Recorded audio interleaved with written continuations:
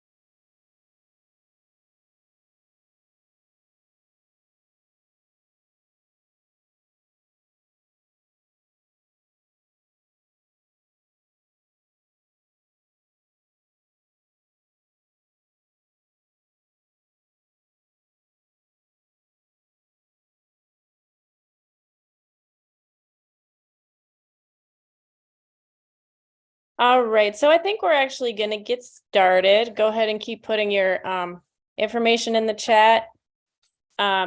So my name is Mary Dungy. I've worked with Justice is Global off and on for a couple of years. And I'm really interested and excited about this talk. It's exciting to me as someone who's interested in internationalist progressive feminism, which to me is a really important issue for a lot of reasons. Some primary reasons for me is that I'm a caregiver. I'm a single parent. And really my experience as being a single parent, a single mom, has radicalized me in a lot of ways, I think, that are related to internationalist feminism. So I have two kids, two wonderful kids that are now tweens and teens. And so bringing them into adulthood is an interesting journey. But my kids are multi-ethnic, they're biracial, and one is non-binary. And I think bringing my kids, but any kids through sort of United States culture and society in a capitalist, heteronormative colonizer state, basically, has been really tough. And we've had to confront all kinds of intersecting forms of oppression. And it takes a massive amount of energy on caregivers' parts to try to shepherd somebody through this kind of change and help them try to understand, as young people going into adulthood, what does that mean to try to navigate these systems? And so what that's meant for me is that often I've had to work multiple jobs. I've had to really reach out into my network and try to form a village of support around these kids that not everybody can do. And actually, when we try to rely on these villages of support as caregivers, even that village itself is overworked, underpaid, facing their own forms of oppression. And so I feel like the way that gendered care work has happened can really be tough. And I think it's a feminist issue. So for me personally, with these kids, sometimes that's meant, like I said, working 2 and 3 jobs, but also taking out a lot of credit card debt, sometimes pawning stuff, to be honest with you, sometimes using payday loans just to pay our bills. And that's not right. And it's also something that a lot of parents in the United States and abroad face, is trying to parent, trying to caregive under austerity. And it's incredibly hard. One of the things that hurts the most, I think, about it is that caregivers, single parents, primarily single mothers especially, are targeted and blamed when their kids are facing failure, facing struggle, really systemic failure.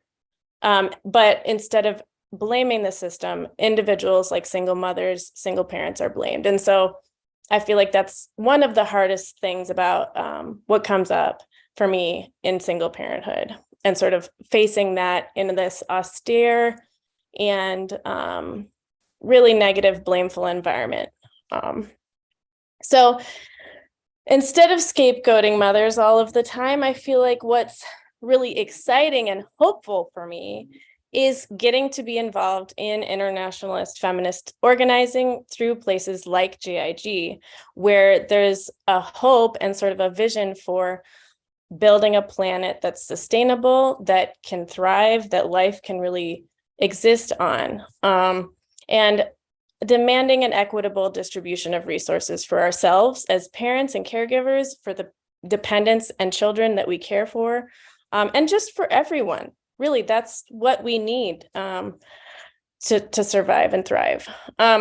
So I'm really excited for today because we have some incredible speakers from all over the globe that are coming to talk about internationalist, anti-capitalist, feminist organizing that's happening, that addresses gender injustice, and have a conversation about how feminism needs to be defined by internationalist, anti-capitalist, anti-colonialist frameworks.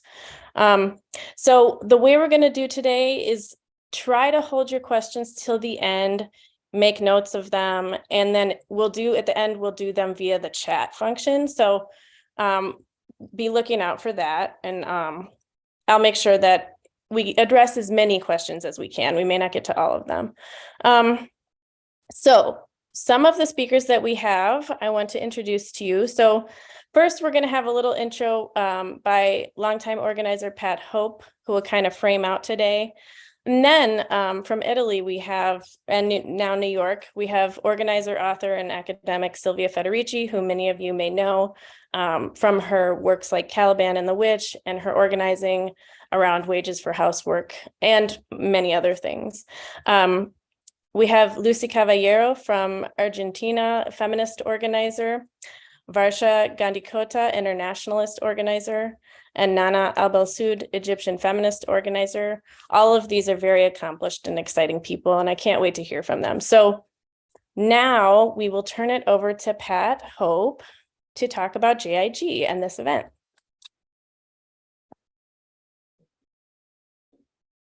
Hello, everybody. 1 second. Okay.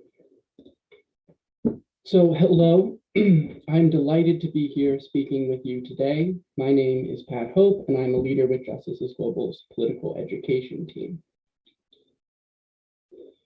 From the U.S. Supreme Court overturning Roe versus Wade to Iranian feminists struggling for civil rights, from Chilean feminists rewriting their constitution to the assault on feminist organizing in China, the importance of standing in solidarity with feminist movements has never been clear.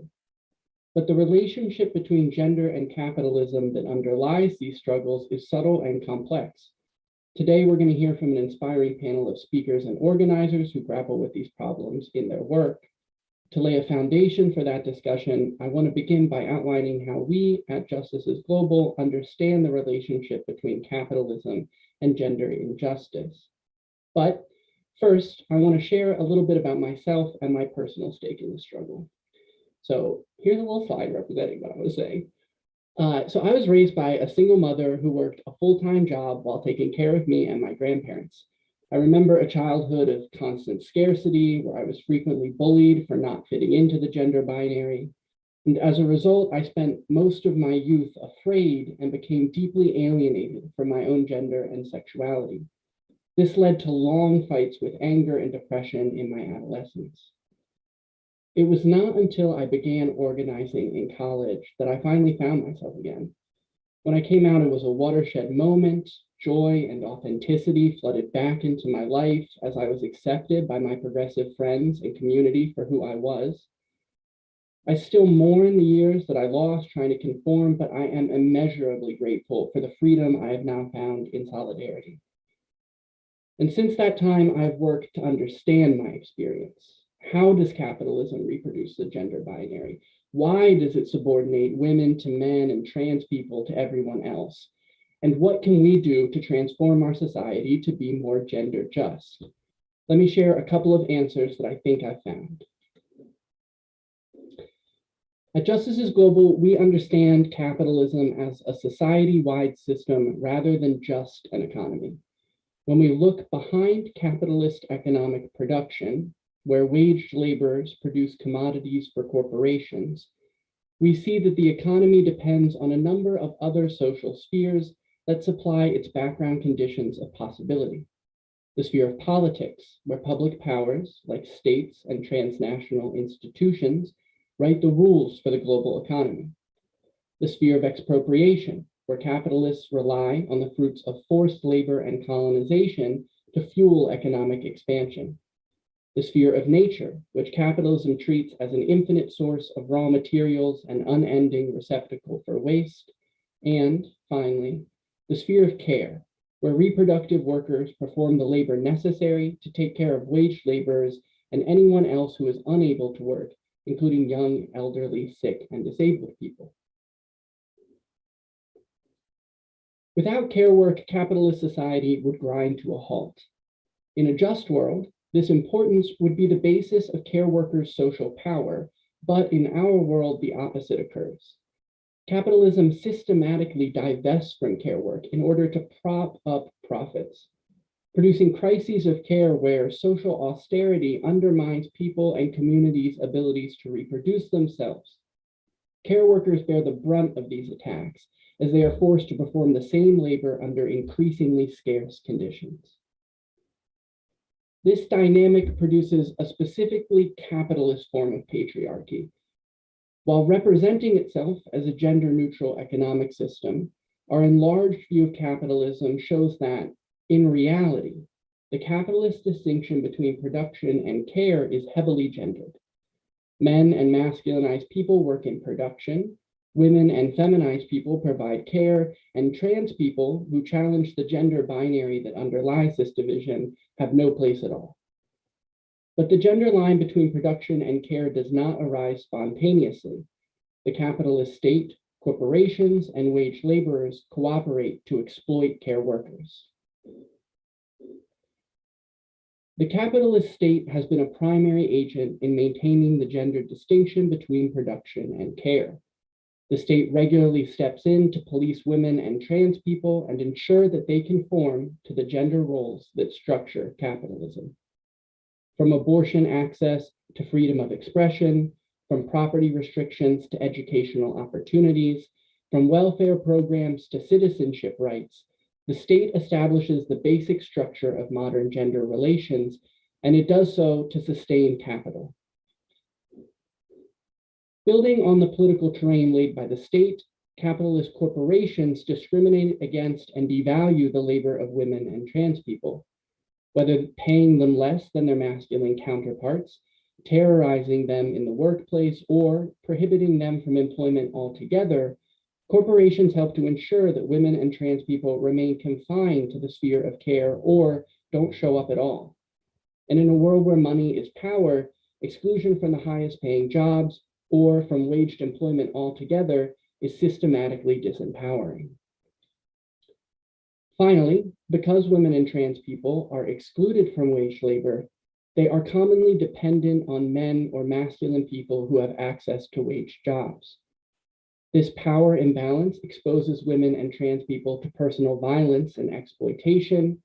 Without any other options, they are often forced to serve men, performing domestic, emotional, and other forms of labor without choice or fair compensation. And during crises of care, gender roles often become retrenched, further exposing women and trans people to masculine violence and erasure. This is the common but antiquated image of the Western patriarchy, the breadwinning husband who dominates his homemaking wife and pressures his children to conform to their expected gender roles. But I want to note that while the structure of capitalism does in important ways systematically empower men over women and trans people, capitalism is not simply good for men and bad for everyone else. Rather, the capitalist patriarchy is bad for us all, men, women, and trans people alike. There's a lot more to say about how the capitalist patriarchy works. If you're interested in that question, we invite you to reach out and join our political education team. For now, I want to conclude by outlining the importance of our analysis for feminism and progressive internationalist socialism. At Justices Global, we know that feminist struggles are inevitably tied to the structure of global capitalism. And we know that only a feminist progressive internationalist movement can address the root cause of capitalist dysfunction. Though we are focused on gender today, the same holds of other struggles. Whether we fight exploitation, sexism, queerphobia, climate devastation, racism, or militaristic nationalism, we face the same enemy, a capitalist system that reaches beyond the economy to cannibalize all of society. To survive and win justice, we must build solidarity rooted in a clear understanding of the unity of our oppression. Only then can we work together across movements and spheres to transform society from the ground up. As Martin Luther King Jr. wrote in Birmingham jail almost 60 years ago, we are caught in an inescapable network of mutuality, tied in a single garment of destiny. Injustice anywhere is a threat to justice everywhere. Thank you very much, and I'm excited to hear from the rest of our speakers.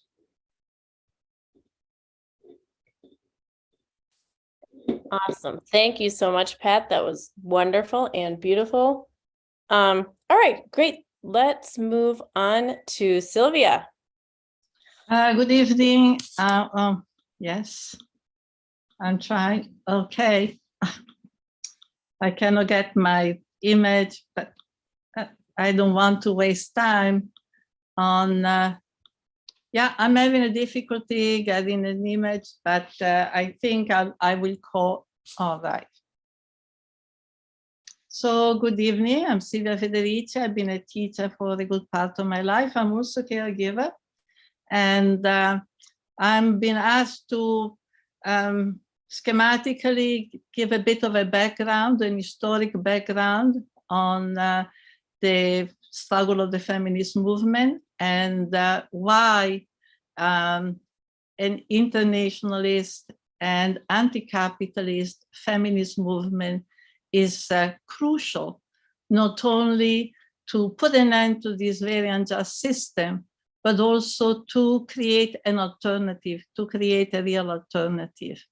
And I want to say that it has been very important for the rise of the feminist movement in the 19th century and also in the 70s, the inspiration that has come from other social movements, more specifically, the movement against slavery, the movement, the anti-colonial movement in the 70s and civil rights. And I think the women have, inspired, educated by those movements, have begun to analyze their condition and realize very soon that even though in a capitalist society men too are exploited, and of course, the history of slavery, in each case, in bondage and outside of bondage, the exploitation of women and the violence that capitalism has exercised against women has been even more intense than the one that men have suffered.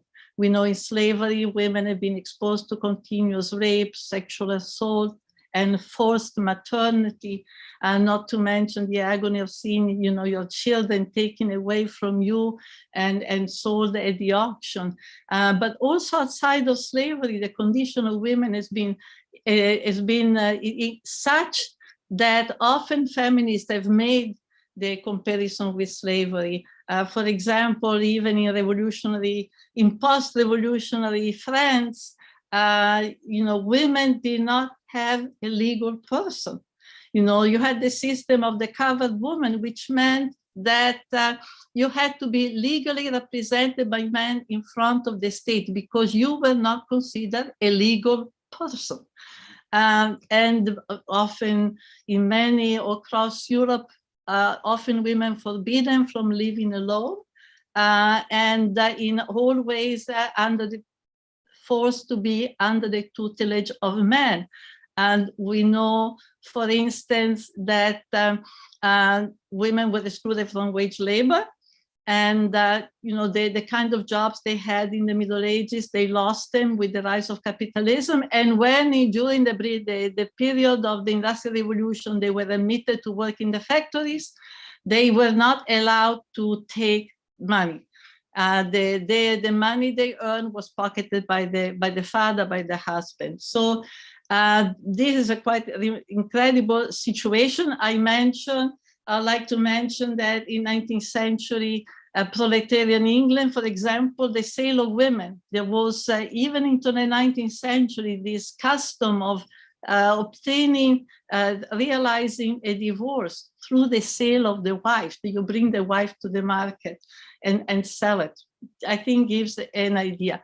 So the feminist movement in the 70s, of which I was part, they began to analyze, to consider why the situation of women who have, in fact, with their work, that sustain, everybody's life, and come to the conclusion that in capitalism, the condition of women is determined by this very specific condition, which is, first of all, confinement to reproductive activity. I think reproductive activity is broader than care work itself, but because we insisted on the notion of reproduction, because we realized that what this reproduction is, domestic work, housework, is actually the reproduction of the workforce. It's not a personal service. It is the reproduction of labor power. Women are, in the home, have been those who have allowed everybody else to arrive every day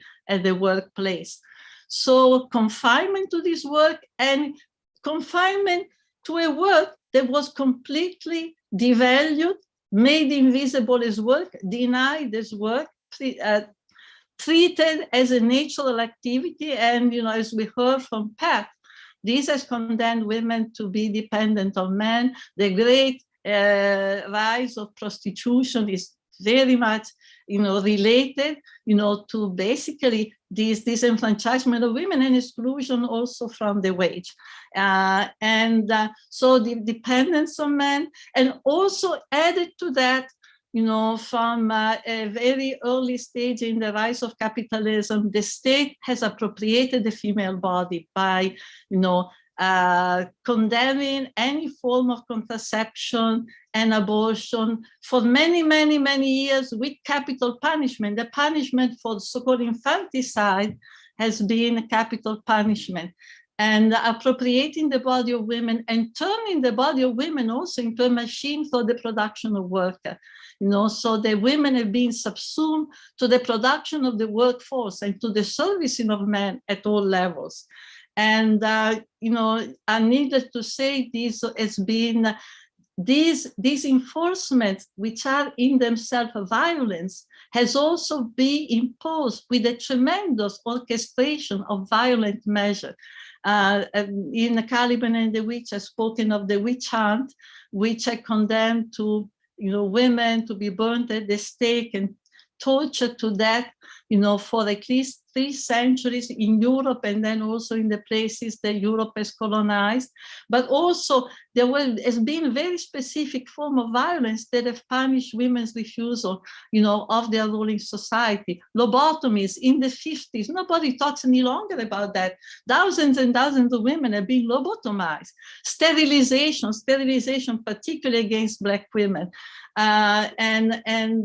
And of course, male violence against women has been tolerated. Even rape has been considered, not really. It took a feminist movement struggle to insist that actually rape was an assault on a woman. Added to this, important to say that on this division, between the role of women and men in the economy and in the political economy, on the separation of production and reproduction, the devaluation of reproduction.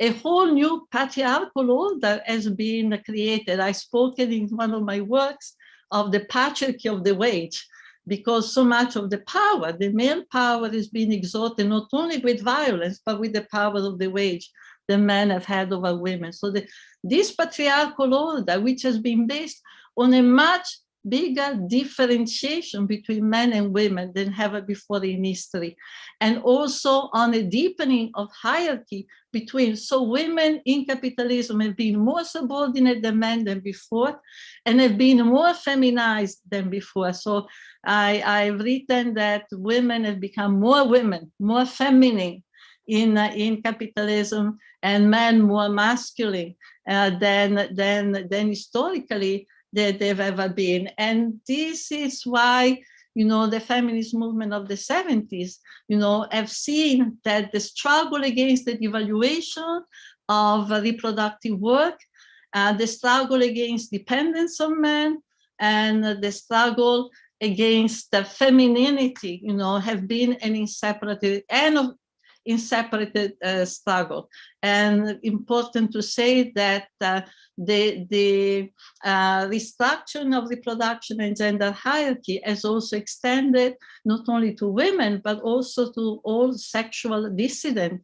I mentioned in Caliban and the Witch, for example, that the close connection between the persecution of so-called witches and the persecution of gay people, often, condemned and burned at the stake at the same time. So the importance of the connection between these different struggles. Now, since the 1970s, it's clearly, the issue of reproduction will be the reflection on what is reproduction and what is the role that it has in feminist struggle. I think that question has really matured and expanded.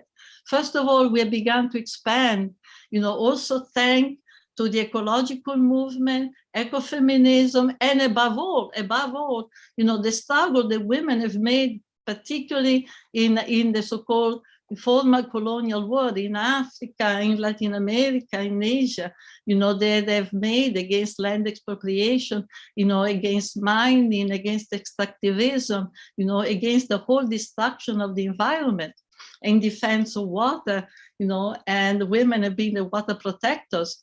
So that we have expanded the conception of reproduction to understand reproduction is not only domestic work, but it's something much, much broader. It's all the activities that really reproduce our life, and in capitalism are being subsumed to the reproduction of the workforce. It's education, it's healthcare, sexuality, of course, and of course the care for the environment.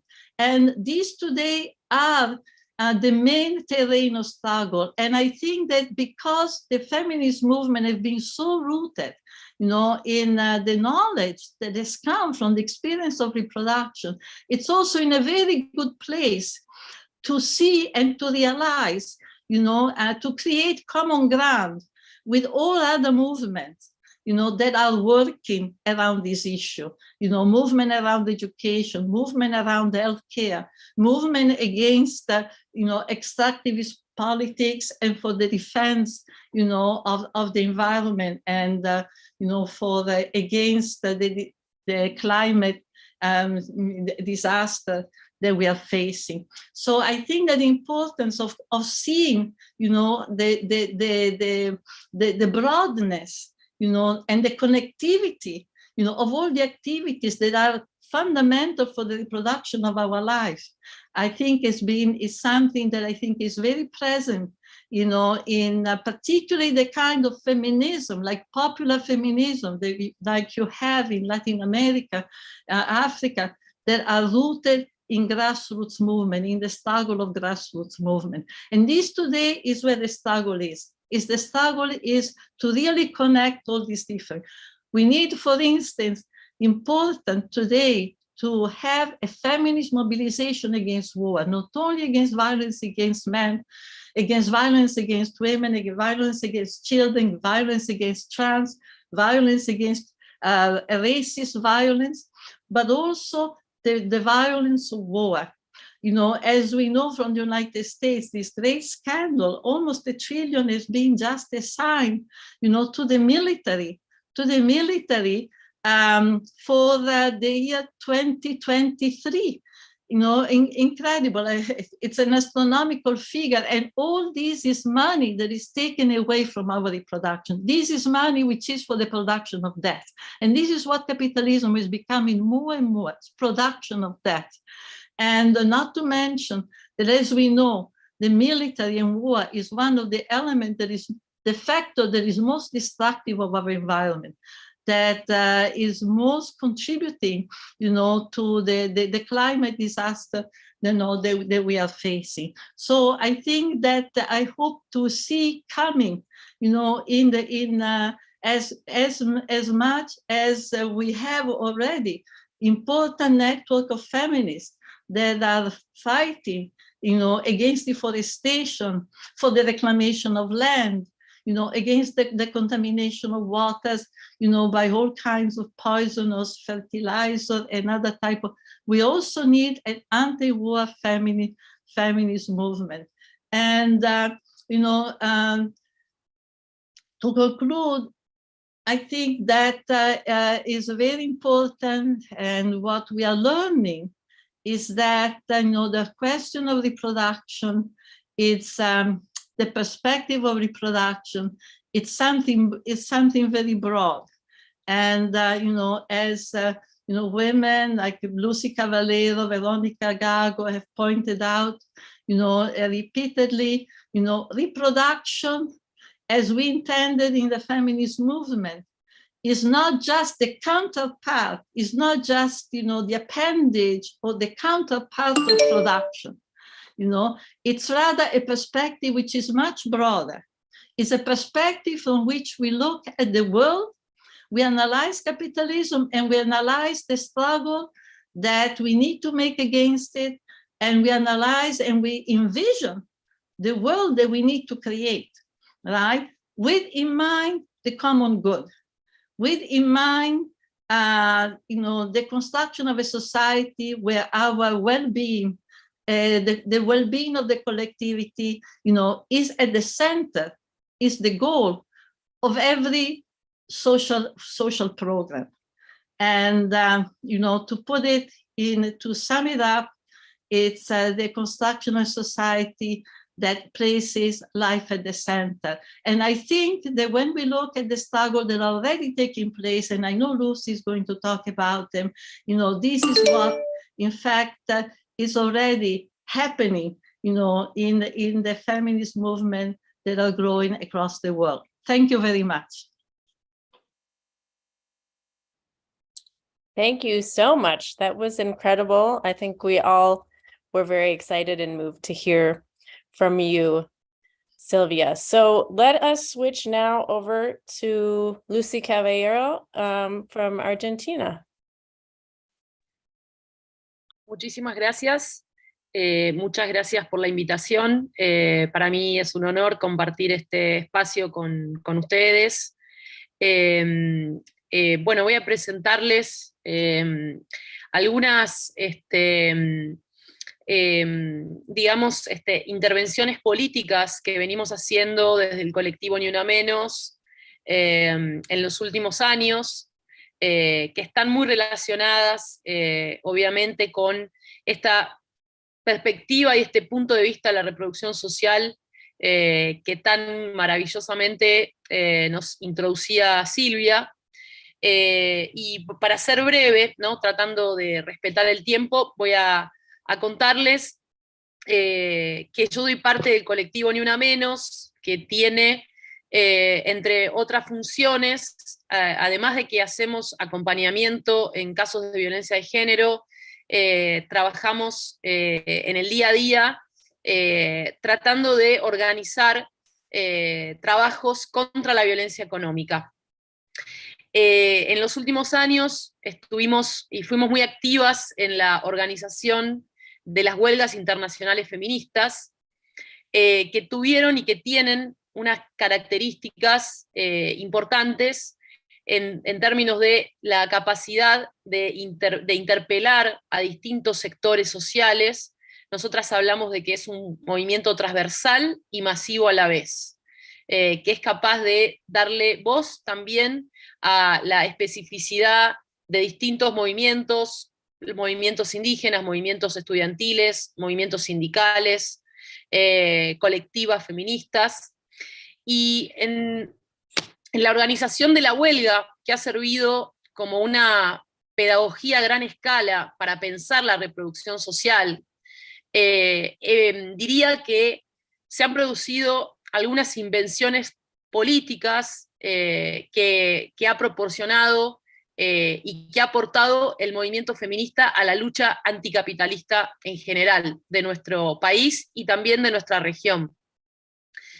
Las huelgas internacionales feministas han permitido masificar la discusión sobre la reproducción social y la discusión sobre el trabajo, permitiendo visibilizar realidades laborales como las que se realizan en las casas, pero también dignificar y poner en el centro la agenda del trabajo migrante, y sobre todo ha visibilizado un sujeto político que es muy importante en nuestra región, que es el de las trabajadoras de la economía popular, que son trabajadoras comunitarias, que son quienes aportan la mayor cantidad del trabajo reproductivo en aquellos lugares donde el Estado ha sistemáticamente retirado la inversión social.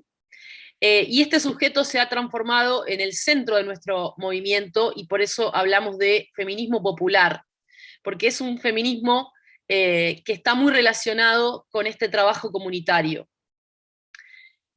También estas huelgas internacionales han permitido poner, de alguna manera, reconfigurar las agendas del movimiento sindical en general, poniendo e incorporando el ámbito reproductivo como parte de la lucha sindical, con un renovado protagonismo en los liderazgos feministas, en los sindicatos, pero por supuesto en tensión con el movimiento feminista, ¿no? Sabemos que los sindicatos son históricamente estructuras patriarcales, pero sin embargo, esta huelga feminista ha permitido que esas agendas sindicales y de las luchas callejeras de los sindicatos incorporaran cada vez más asuntos relacionados con la reproducción social.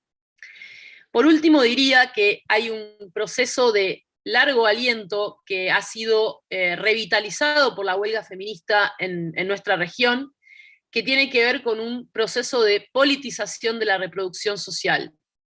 Entonces, eso lo que nos ha permitido como feministas es, por ejemplo, empezar a visibilizar y a poner en discusión cómo ha sido la reproducción social el espacio más agredido a partir de las políticas de austeridad que se implementan en nuestros países a partir del endeudamiento externo.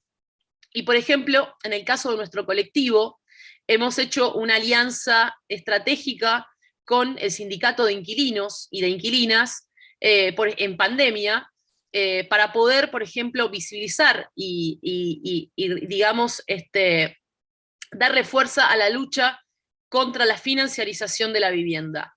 Esto es también parte de una política que piensa que la reproducción social es también un terreno privilegiado de lucha contra el neoliberalismo. Y en la pandemia esto ha sido muy importante para nosotras, hacer alianzas estratégicas con las luchas que se despliegan en el terreno de la reproducción social. En ese sentido, nuestro trabajo en el colectivo también, inspiradas muy fuertemente en el trabajo de Silvia Federici y también de George, ha sido poder poner el feminismo en antagonismo con los planes de austeridad del endeudamiento externo, y hacerlo con un vocabulario un vocabulario renovado, ¿no? Yo llamo esto como nuevas fuentes de ilegitimación del endeudamiento. Hemos instalado la discusión sobre el endeudamiento externo con un antagonismo muy concreto con la posibilidad de la reproducción de amplias partes de la población de nuestro país. Y hemos desplegado una consigna y consignas contra la deuda desde el feminismo. Pero han sido consignas que han podido dar, digamos, de alguna manera, hacer pedagogía en relación a cuál es la relación entre los niveles de endeudamiento y el avance, el aumento de las violencias por razones de género, el aumento de las violencias machistas. Hemos podido también empezar a abrir un proceso de politización de la deuda que empieza por las casas, tratando de unir esa discusión de los planes de austeridad con la vida cotidiana de mujeres, lesbianas, personas travestis y trans. Para nosotras, eso nos ha permitido construir también argumentos contra la legitimidad de ese endeudamiento, que es la lucha en la que estamos ahora. Estamos participando en una alianza con movimientos tratando de llevar la discusión sobre la ilegitimidad de la deuda que estamos en este momento pagando. Argentina es el país más endeudado con el Fondo Monetario Internacional y se está aplicando un plan de austeridad muy cruel, y nosotras en este momento estamos desplegando una lucha contra la legitimidad de esa deuda, que además se tomó violando todos los estatutos del Fondo Monetario Internacional. En este momento estamos tratando de desplegar una alianza con los movimientos ecofeministas que están haciendo la conexión entre la deuda y el extractivismo. Es decir, cómo en este momento en Argentina el pago de la deuda está significando un corrimiento de la frontera extractiva en nuestro territorio. Vivimos constantemente con incendios forestales, con incendios que son realizados a propósito para extender la frontera, pero también estamos tratando de instalar la discusión entre ese plan de austeridad y la superexplotación del trabajo reproductivo que se está dando en nuestro país. Y por último, quería contarles que para nosotras la lucha contra la deuda y la deuda como una agresión al espacio de la reproducción social se ha transformado también en una consigna transversal, en un punto de aglutinamiento para distintos movimientos. Y por último, nosotras tratamos de confrontar el lenguaje del Fondo Monetario Internacional, que trata de cooptar y de responder a la agenda feminista con el lenguaje de la inclusión financiera y de la participación laboral. Es decir, el Fondo Monetario Internacional hace un tiempo que está instalando, incluso a través de las instituciones del Estado, que a la violencia de género se le contesta con mayor inclusión financiera y con políticas que fomenten mayor participación laboral. Desde el movimiento Ni Una Menos estamos invirtiendo ese lenguaje, y cuando nos hablan de inclusión financiera hablamos de desendeudamiento, y cuando nos hablan de mayor participación laboral instalamos que necesitamos reconocimiento por lo que ya hacemos. Por lo tanto, creo que hoy las luchas y el terreno de las luchas en la reproducción social es un terreno estratégico de articulación en nuestra región contra los planes de austeridad del neoliberalismo a través de los organismos internacionales de crédito. Bueno, muchas gracias por la invitación y dejo la intervención por aquí.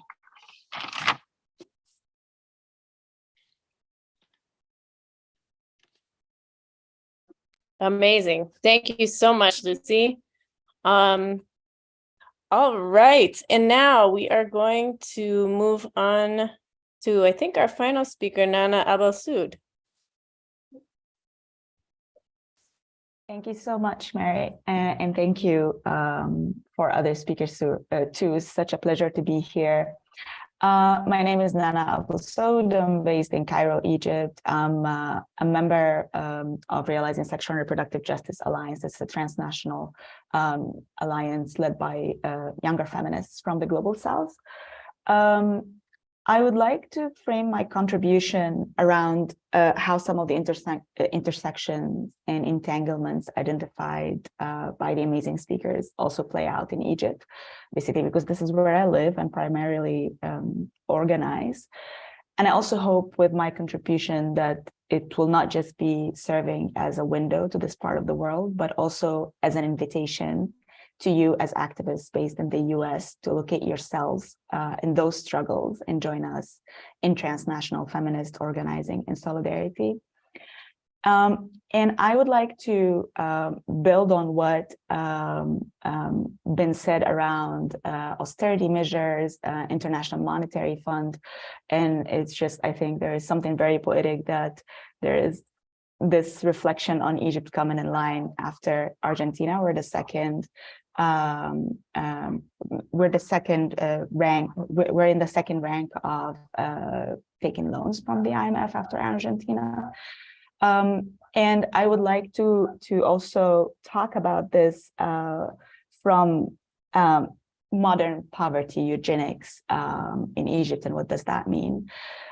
So at the moment, the feminist organizing in Egypt is quite disconnected and isolated from engaging with the regime's continuous crackdown on lower class and poor people, people living in marginalizing settings.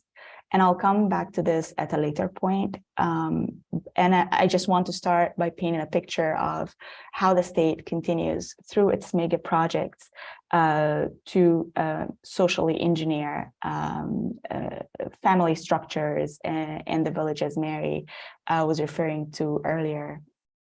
So what I mean really by modern poverty eugenics in Egypt, it's as simple as blaming the poor for every economic hit. It was, of course, the bad decisions of that illiterate couple in a rural area that we took another loan from the International Monetary Fund. Or it's definitely the overbreeding of unwanted kids that is the problem with our currency devaluation. It is also worth noting that putting the blame on women for the economic crisis that we're living in has not just become the regime's narrative about how things went wrong, but also people, like just the general public. We all know it's always easier for people to blame others, mostly poorer people in this sense, than think of the economic crisis as one of the, the consequences of a military dictatorship monopolizing the economy. So in Egypt, this is also not new, right? So since the 50s, the readings of the population numbers changed by the change of the leadership, the political leadership. So family and its protection has been the centerpiece of any regime's agenda for decades. Sometimes it's thought of as a demographic opportunity and a stronger army force. And I don't think that's applicable anymore, given how advanced the arms now. And that takes me to the other, set of scenarios. So now population numbers and increase are being looked at as a burden. And since it's harder to blame tax evasion and illicit financial flows for that, it's easier to put the blame on people's ignorance and poverty. It's also much easier to scrutinize people's childbearing decisions than protest arm deals. And I'm saying it's easier and it's harder because if you're familiar with the context with the consequences and all of the repercussions that we've been experiencing since the January Revolution in 2011, you'd know that it's really difficult to engage in any civic mobilizations or take the streets. We have around, or actually more than 60,000 political prisoners since the military coup in 2013. So, and I mean by, and while we look at how the change in the political leadership address population numbers and increases, we should also look at it as something that has affected the family size and structure, the village that Mary was referring to in the beginning. And it did definitely change over time. So now it has become just the family. It's a nuclear unit of a heteronormative married couple and biological kids, anything but the village. And the culture has not shifted around families per se, but austerity measures puppeteered who gets to have kids, and of course, dictate also the number of kids, I mean. And I think it was about a year ago that we heard of a lot of official discussions of, setting a criteria of who gets to be married, and kind of like legislating, putting into legislation marriageability. And there was this set of, there was this list of people, including, but not limited to anyone struggling with mental illness, living with HIV, using drugs. Those are just examples, were thought of as people who should not get married. And the way they're trying to put this into the personal status law at the moment is through mandatory health checkups for any couple who are planning to get married. And this is exactly what I mean by modern poverty eugenics, is basically shrinking public spending on welfare and social protection, which blocks people's access to health services that Silvia was referring to earlier, and then stop those same poor people from marrying, or at least officially being together. And also, again, if you're familiar with the culture in the Arabic-speaking region, marriage is one of the safest ways you can lose someone or access certain rights as well. So blocking marriage in that sense is also depriving people from more rights that they can access. And I want to give an example, a concrete example of how international aid plays a role in controlling the population along with the military dictatorship in place. It is a presidential program called Two is Enough that was launched in 2018, and it is largely sponsored by the US and the European Union, and through which they continue to support the state's population control policies and programming. If you're familiar with the US history around eugenics and population control interventions in the global South in the 60s and onward, that's pretty much still the case in Egypt with the US intervention. And while Two is Enough was presented initially as just a slogan and, like just an invitation for people to rethink and think carefully about the number of kids they should have, and sometimes even presented as an inspiration for married couples to cap their household at 4 people, 2 for the parents and 2 for the kids. And I wouldn't think of this as just coercive reproductive decisions. I would also think of this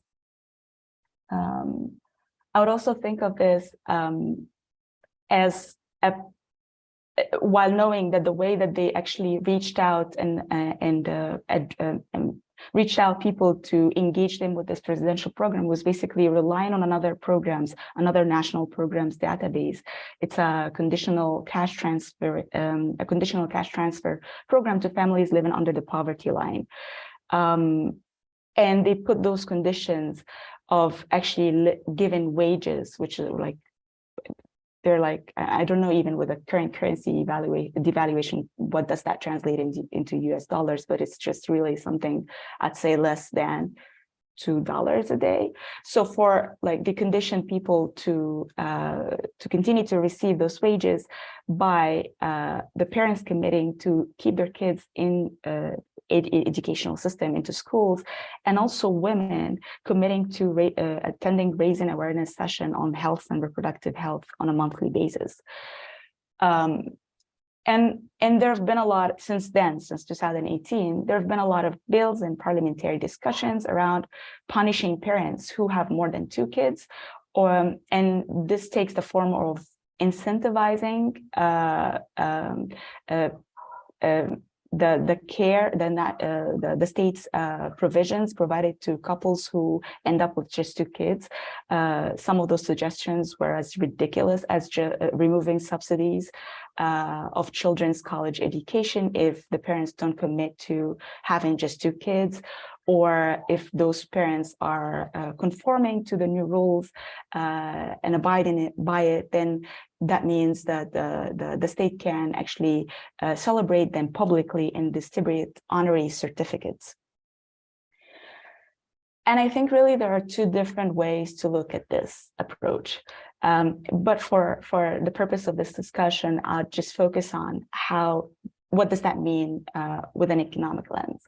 So the austerity measures put in place for years now, primarily because of the International Monetary Fund deals, present a real challenge for people really to access services. So even if we say, okay, well, let's have some, health regulations for checkups for couple who want to get married, is the fact that people don't even have access to those health services.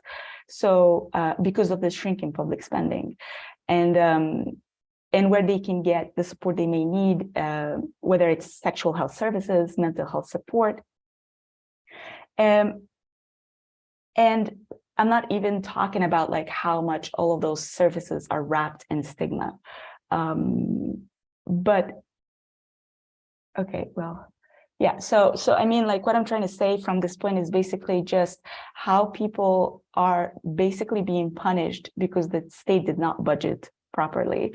And I read this part, and I read this as a part of the regime's mega project since the military coup in 2013 that overthrew the Muslim Brotherhood, through a mega project that they call the New Nation. And I think they're just explicitly trying to socially engineer the new Egyptians post-January Revolution of 2011. And in this new nation, as the president has been referring to it and like telling us in bits, what does that actually mean? They've been systematically eradicating all remaining symbols, whether they're spatial symbols or ways of living, just to make sure that, like, so they're building lots of bridges just to make sure that if ever people gather somewhere or take to the street, it'll be much easier for the police to just get from point X to point Z in no time. And all that money is basically what all the money that they're using to build those bridges to control people's assembly is actually basically coming from foreign debt. And one of the other mega projects, actually, or the biggest symbol of them, is relocating the capital from Cairo to the new administrative capital. We don't have a name yet. It's located in the middle of the desert with oversight from a company owned by the military. During the time we're building a new capital, and I'm not really sure why we're doing so, because it doesn't look like we ever needed a new one. When our economy is souring by exhausting 50% of our public spending to pay back foreign debt. So the new capital is being promoted as the place for new Egyptians, which is, again, definitely not the place for poor people with more than 2 children. And I want to go back to US aid. So earlier I made a note of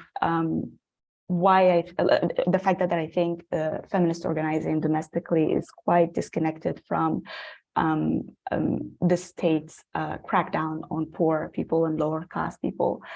And I'm going to make a very unfair comparison, but just bear with me. I think, like, one of the reasons why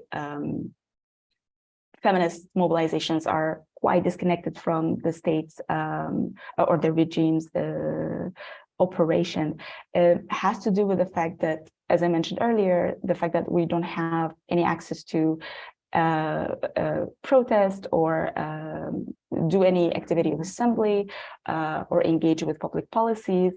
That has kind of disengaged us from, politically engaging with women's rights, and it's become really just a bunch of slogans through sporadic campaignings focused on and I think most of the time is translated from campaigns happening at other parts of the world, especially around abortion, with no social context of where it is that located within our own context. But again, going back to the US aid, and I think there is nothing really particularly new about population control intervention by the US and how the population bomb of the 60s that originated in the States is still pretty much a composition prompt that is given to children in middle school to write about how population increase is just making our life worse. But also to think of like how transnational feminist organizing back in the 70s intervened with US aid dumping of leftovers of unsafe contraceptives like the Dalton Shield in the global South. And while the US aid is still going about founding like, textbook population control programming in some countries like Egypt, there is a major disconnect between the role that the US plays in puppeteering our lives when it comes to arms deals, population control, and so on and so forth. So I just wanted to flag those two aspects of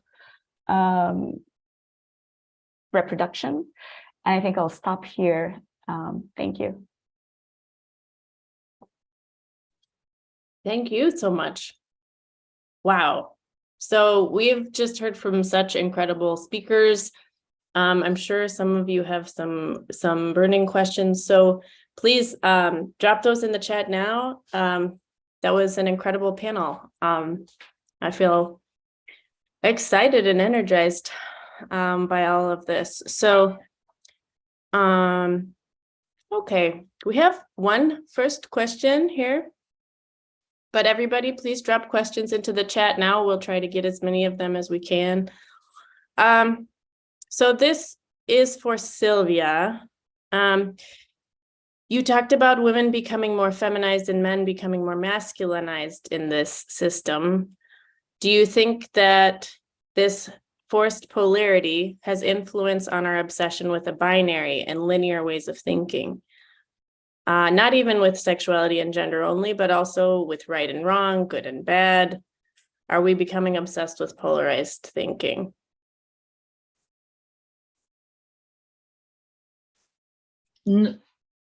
Okay. No, I think certainly, the concept of the binary, I mean, I have heard now is so the popular one, I always talk more about the fact that the differentiation in capitalism, the deepening of the differentiation between men and women. Look, again, men and women are not fixed entities. Throughout history and in the course of the struggle, I think, for example, that the struggle that women have made, and even just from the 70s to present has changed what we mean women. Often I have a problem with some of the language that is used that gives the idea that women is a frozen identity. It's not. I mean, the way our grandmothers were and the way, now we are, or many of us are not exactly the same at all. So these concepts and these realities are transforming. But there is a fact that when you look at the history of capitalism, there is a deepening. To me, it's very important always not to speak of this division in a metaphysical way, as if there was something there. I think sometimes, often when we hear the word the binary, there's something like this metaphysical thing. Whereas we need to look at the whole complex. We need to look at the division of labor. We need to look at enforced practices, where enforced values, enforced type of behavior, in the first century, since the development of capitalism, even women's name changed. Even women's name, all of a sudden you have names, at least in England, in the countries that were becoming capitalist. You have prudence, modesty, these are becoming the women's name. Prudence, and you really see women are excluded from going to the tribunal in their own name. Actually, the witch hunt were the exception.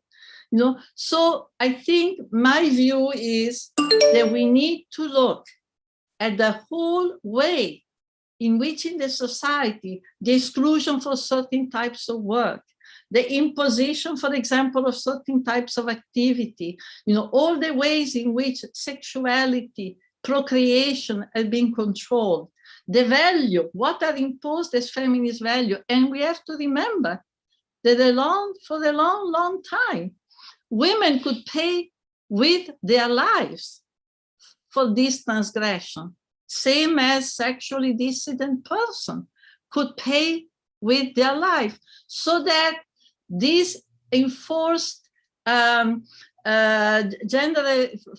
behavior, enter deeply into the psyche. This to me is the material basis, the material elements of the differentiation. I don't know, I hope I answered. That was a great answer. Thank you. Other questions? We can just open it up. We were going to just do it via chat, but because you're a quiet group, we can open it to just kind of popcorning any questions that people may have.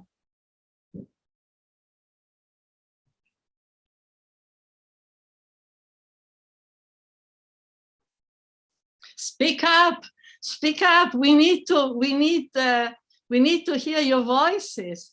We have a very difficult world around us. And, we are here because we really feel, that the world is on fire. And it's very important that we do make some change. I found one. All right.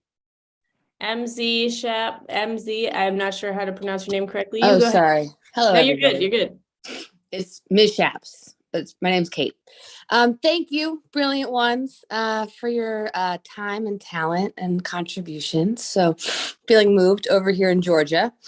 And I guess I would love to hear a little bit more from the panelists around where you all are finding inspiration, be that sort of domestically inside of your own context or other feminist movements that are inspiring you or sparking your imagination.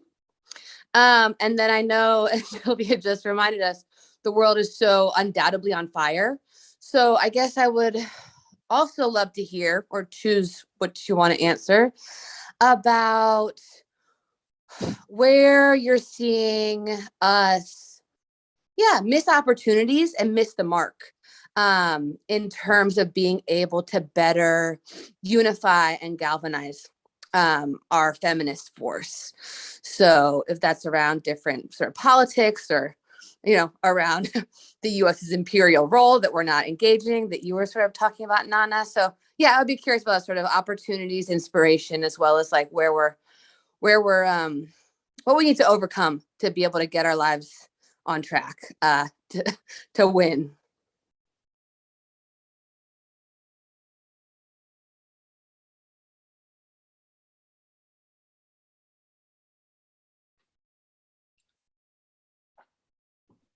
So I can speak briefly to the first question.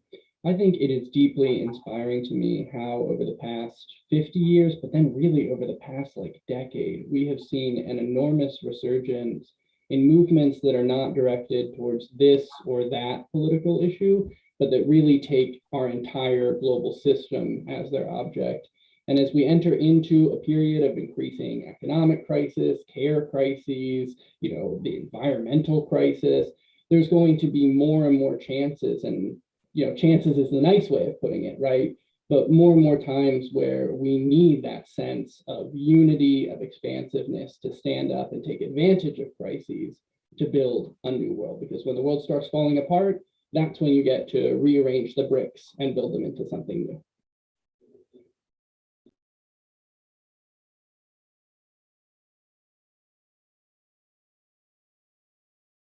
I think though, I take very briefly because I don't want to talk too much, but I get inspiration. I've been in the feminist movement for 50 years. And I know that, for example, today, particularly across the world, particularly when I go to places like Latin America, I meet people like Lucy and a lot of the network of women, campesino, indigenous, and so on, that are struggling. There is now an understanding that we cannot have a non-patriarchal, non-violent, not unjust, non-racist society unless we create a society beyond capitalism. That, all the, struggle for building a capitalism with a human face, because the system, and we see it, that the international and national politics, the political economy, are irredeemable, right? They are continuously, pauperizing people, disinvesting, consuming the earth, destroying the earth. So this is the issue that we are facing. How do we build a society? Not only how do we fight, we protest, we go against, but how do we construct? I think this is the challenge that we have.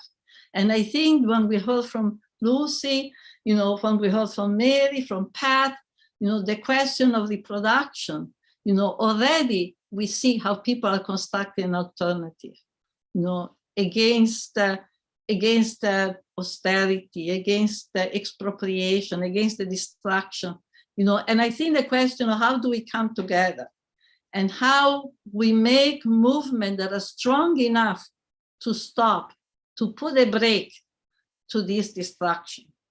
So I wouldn't talk about missed opportunity. I prefer to talk about, where we see that the movement is going, where we see that there is really hope, that there is really growth. That I think what we should focus upon. And, Lucy, the way, for example, in Latin America, the struggle around the death is connected with the struggle against extractivism, against violence, it's very, very powerful. It's very inspirational. This is, to me, is what I think we have to keep in front of us. Yeah. Awesome. Thank you all. So I think the next hand was Coy Fisher. Do you want to read it out or do you want me to, Coy? I can do it. So on the chat they posted, due to competing audio, how individual and at our local level can change be made? What language are we missing in our local communications and messaging?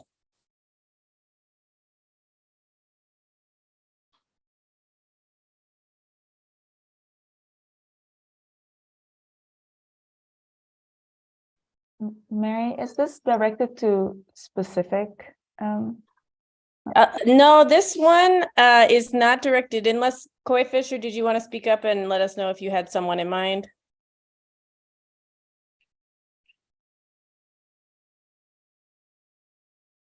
Yeah, maybe just for the group. So maybe can I respond to that, like also with the first question from Katie, right? Around like the imperialism and so on. I think specifically about how. Sorry. Go ahead. It just really speaks to, on an individual basis, where I live, where we each live, how can we impact change? And so in the grand scheme of everything that's happening, how can I confine my discussion and make it relevant to where I live and to the folks that I am in community with, what we can do to make an impact? I hope that makes sense. I think my favorite recipe for this that we usually give out to friends and comrades in the US and in Europe is I think like safeguard your own democracies, that's one thing, because that's definitely has its own effect on us. So when you have like a president like Trump, for example, like coming and saying about our own dictator that it's his favorite dictator, it's also telling the rest of the world something, right? So I think that's one thing that, because it can be, I think it can also be very difficult to keep up with what's happening in all over the world. But you can also start at home by just like thinking about your own democracies. And maybe I think take a look at USAID reports. It'll also give you a sense of like how far and how big is the impact of US, foreign policy on local communities and countries. Of course, they will not use the language that you would be looking for, but they will give you insights around that. And just to answer your question of where I find inspiration, I think for me, it's from transnational organizing, feminist organizing. I think this is where I don't feel alone, and I feel like it's as bad somewhere else. So like it's not also very self-absorbed, but like for note taking, I'm keeping my eye on Latin America all the time. Yeah.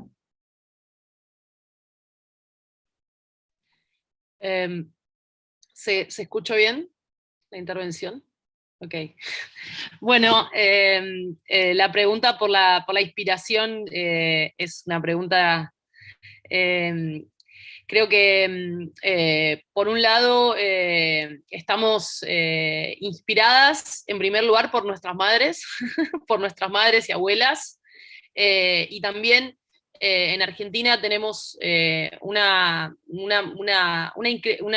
genealogía y una increíble tradición de luchas protagonizadas por mujeres, por personas travestis, por lesbianas, y estamos inspiradas en eso y sobre todo en las luchas de los movimientos en Latinoamérica, que desde mi punto de vista es una región que digamos que el capitalismo internacional no logra pacificar, y donde las revueltas resurgen cíclicamente, y creo que es muy necesario practicar el internacionalismo, y todo el tiempo ahí la pregunta era cómo hacer un cambio en lo local y en lo internacional. Creo que tenemos que reflexionar y que estar muy atentas a generar alianzas transversales, que nos permitan conectar luchas, como decía Silvia, luchas contra la deuda, contra el extractivismo, por mejores salarios, por reconocimiento. Creo que la clave es hacer un trabajo político casi artesanal, de generar alianzas y conexiones que no son evidentes. Sí.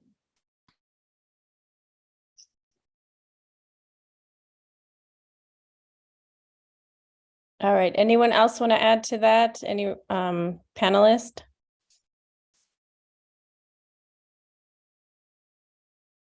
Okay.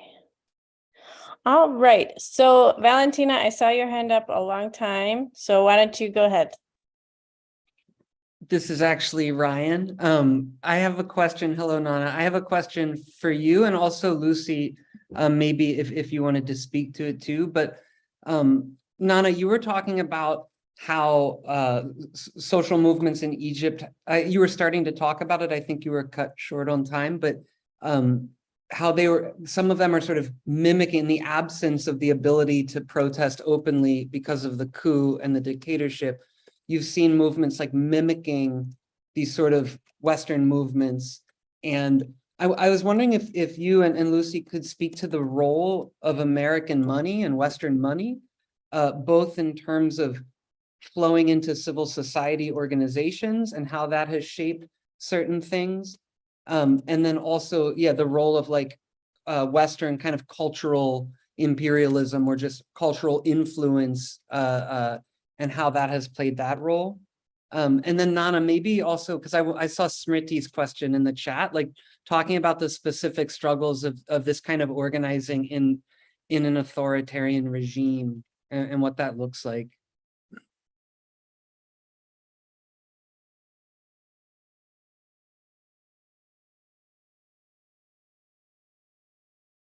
¿Se puede repetir la pregunta? ¿Cuál es el papel? How does money from international organizations, specifically from the United States, how does that kind of money influence the way feminist movements and civil society movements in your respective countries take shape? How that shapes their work? El financiamiento internacional.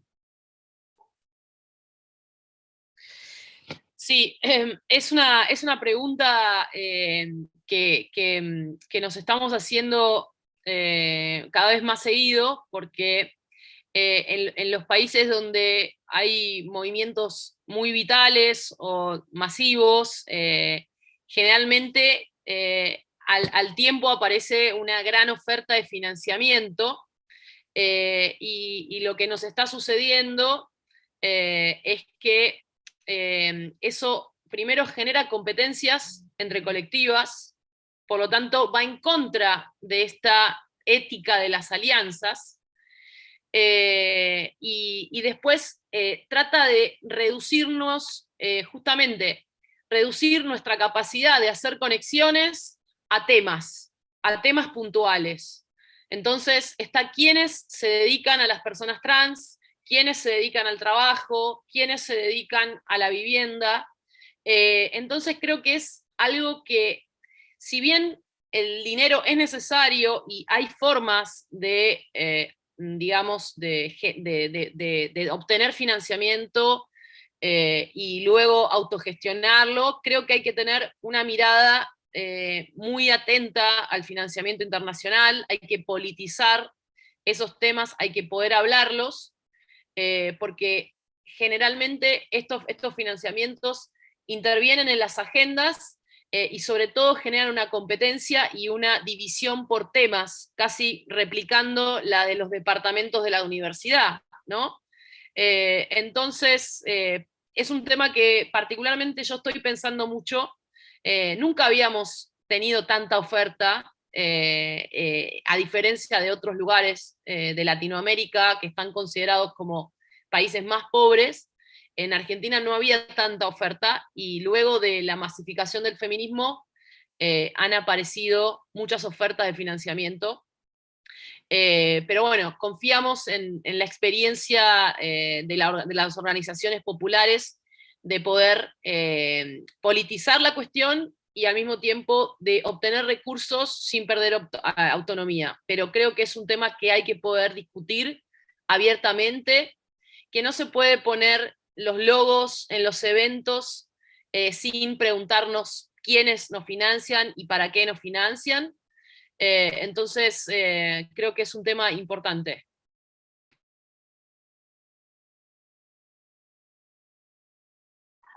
I think, okay, so I'll start from with the mimicking of campaigns. I think, honestly, this is how I see it, is not necessarily a US influence that feminists here are copying. I think it is more of a political imagination that is so aggressively capped that people cannot think of ways or imagine ways where we can organize ourselves non-traditionally, or how we've, grown up to see how change happens.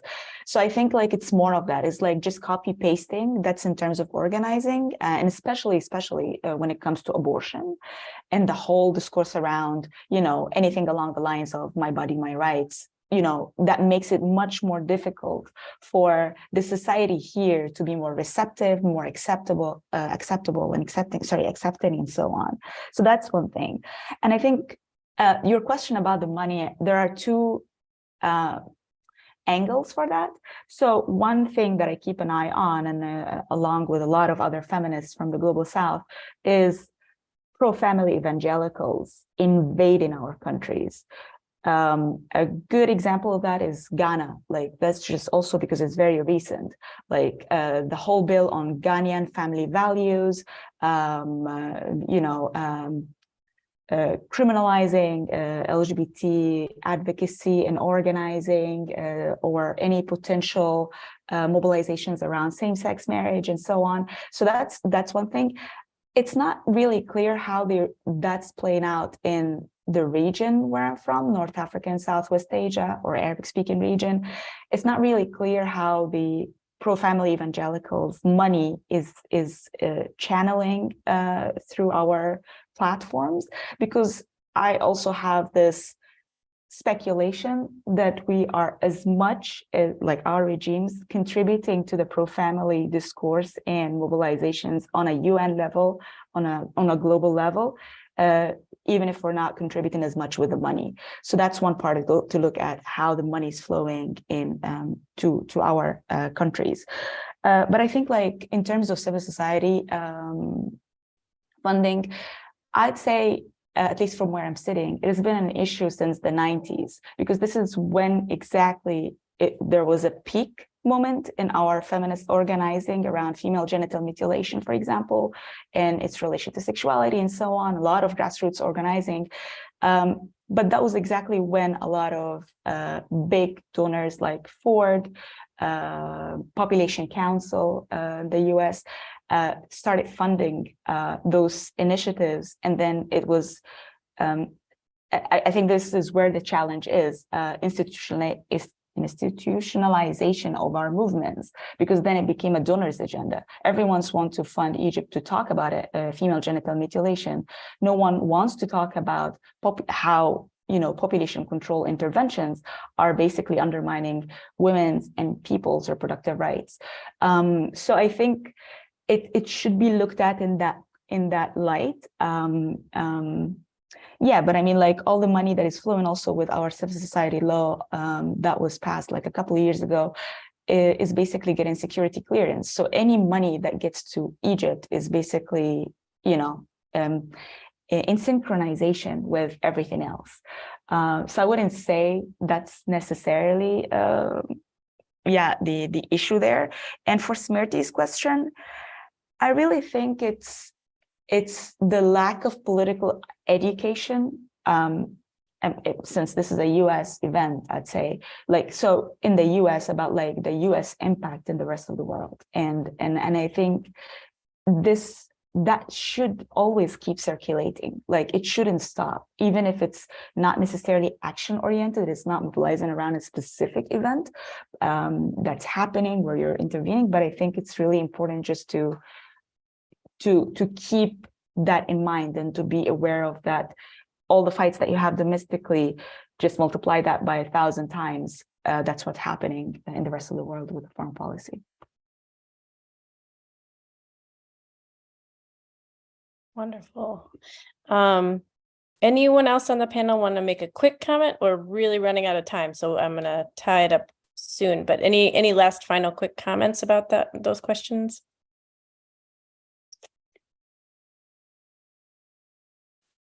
Excellent. This has been so wonderful. I really hate to end it. So I hope if you do have burning questions still or want to keep going on the conversation, you will do so. Please stay in touch with us. Again, very sorry to cut off the questions. I know there were burning questions we didn't get to, but Colin, I'm going to turn it over now to Colin, to you, to speak a little bit about next steps and how we can keep this conversation going, and want to say a deep thank you to all the panelists as well. All righty. Thank you, Mary. Appreciate it. Hello, everyone. My name is Connor Woodall, and I will be closing out the session today. I'm a member of the GIG event team, and I help put together events like this one. I'm here in supporting this team because I truly believe in their mission and the future they desire. I also want to continue learning how best to support gender equality and feminist movements, so I'm happy to find spaces where we can openly speak about these issues. To expose ourselves to those ideas and people outside our own experiences is to acknowledge the importance of what others go through around the world. It is also to acknowledge the impacts and work put into understanding the ideas we cover today and the world we are facing. We are standing on the shoulders of those who came before our current feminist movement, but also together more than ever in solidarity side by side. This event was designed to bring about this exposure and to begin to create a cohesive movement beyond borders that can drive a strong global movement against global change or against climate change that has embedded within it an understanding of feminist perspectives and their necessity to move us forward. This is a large reason why this event is important to us. Also, since our goal is to campaign around policies that will get us closer to a global Green New Deal, we know that to achieve climate justice, we must do it from an internationalist, feminist, racially diverse, and inclusive perspective. We must understand the interconnectedness between capitalist systems, feminism, and climate change. Otherwise, we will be missing out on finding avenues for change that interconnect these movements. When systems of oppression are interconnected, by changing one, we have the opportunity to impact the others. In our pursuit of reducing and remediating the impacts of climate change, there's an opportunity to see greater changes in other aspects of our life. One of these, of course, is gender equality. Because of this, we seek a base of people who understand or desire to understand these connections and want to pursue actionable goals for change. So, to continue this momentum after the event, we have created a few opportunities for people to follow up with us. I will be posting these in the chat now for you all to look at. So firstly, we have a sign-up form where you can learn about the actions we're taking and to get involved. That is in the chat here. So folks here can choose from the following options. You can learn about or join our district work, our digital organizing team, our political education team, or our training team. You can also choose the last option if you want to just hear more about our work. And we will actually have an organizer follow up with you. Secondly, if you're interested in learning more about feminism, we will be hosting a reading session on Thursday, February 9th at 6 p.m. EST, and we would love for you to join us there. I will post the link for that here as well. And lastly, if folks want to hear more about the work we do and want to just get engaged with our community, we have our community call on January 23rd at 7 p.m. EST. And we have a sign-up form here if anybody wants to join us there. We would love to have you there as well. And that wraps up our event. I want to thank our wonderful speakers. This panel was absolutely incredible. And I honestly, I don't think I've ever learned more in one event. So thank you all for joining us today. We hope to see you at future events or engage with one of our teams or our actions.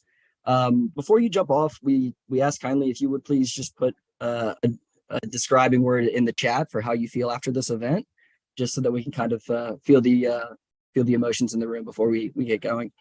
So thank you all for joining us. Hope you enjoyed our event.